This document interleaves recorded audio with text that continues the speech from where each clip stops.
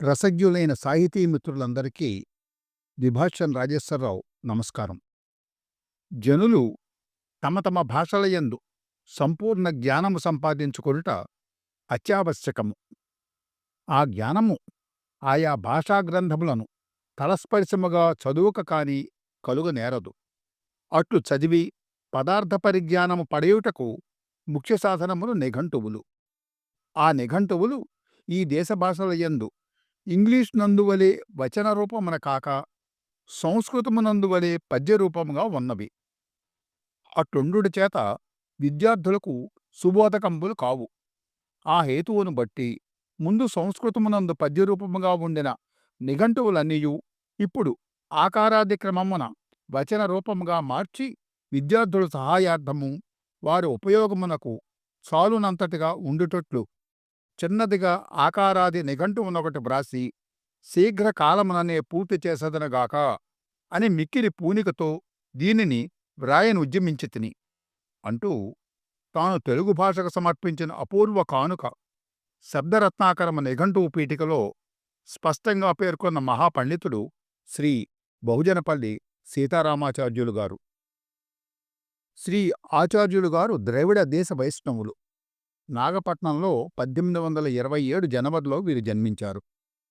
ఆచార్యులు గారు పండితోత్తముడైనటువంటి తమ తండ్రిగారి వద్దనే విద్యాభ్యాసం చేశారు.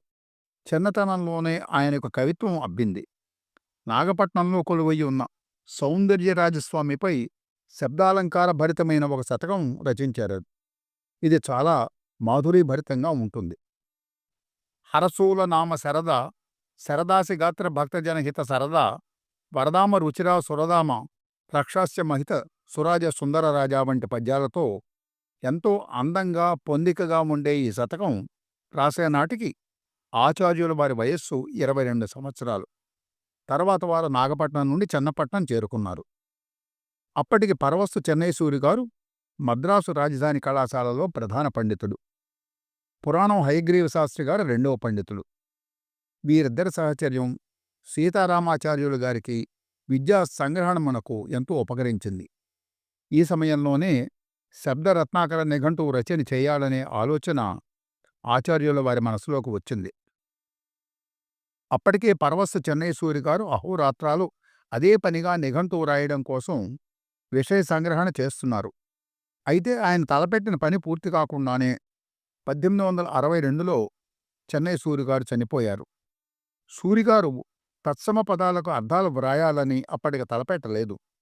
ఆచార్యుల వారు తత్సమ పదాలు కూడా చేర్చి సూరిగారి నిఘంటువును ఆదర్శంగా తీసుకొని శబ్దరత్నాకరాన్ని విజయవంతంగా పూర్తి చేసి ఆవిష్కరించారు. అయితే సూరిగారు గతించిన 1862వ సంవత్సరంలో ఆరంభమైన ఈ నిఘంటువు 23 ఏళ్ల వరకు సాగి 1885లో బయటికి వచ్చిందని చరిత్ర జిజ్ఞాసులు పేర్కొంటున్నారు. ఈ శబ్దరత్నాకర రచన సాగుతున్న కాలంలోనే ఆచార్యుల వారు అనేక కృతులు కూడా రాశారు. నిఘంటువు నిర్విఘ్నంగా పూర్తి చేసినందుకు సూచికంగా వినాయక శతకం కూడా రాశారు. దానిలోని పద్యాలు చాలా సొగసుగా ఉంటాయి. శబ్దరత్నాకరము వెలువడిన తర్వాతనే శ్రీ సూర్యరాయాంధ్ర నిఘంటువు వెలువడిన సంగతి మనం మర్చిపోకూడదు. శబ్దరత్నాకర ప్రాశస్త్యము కనిపెట్టి చెన్నపురిలోని దేశభాషా గ్రంథకరణ సభవారు ఆచార్యుల వారికి ఆ రోజుల్లోనే 5,000 రూపాయలు ఇచ్చి సన్మానించారు. నిజం చెప్పాలంటే 5 లక్షలు ఇచ్చినా కూడా మన తెలుగు వాళ్ళం ఆచార్యుల వారి రుణం తీర్చుకోలేం. చెన్నైసూరి గారి వెనుక వచ్చిన లాక్షణికులలో సీతారామాచార్యులు గారు ముఖ్యులు. ఈయన చెన్నైసూరి గారి శిష్యుడను అని ఎక్కడా రాసుకోలేదు.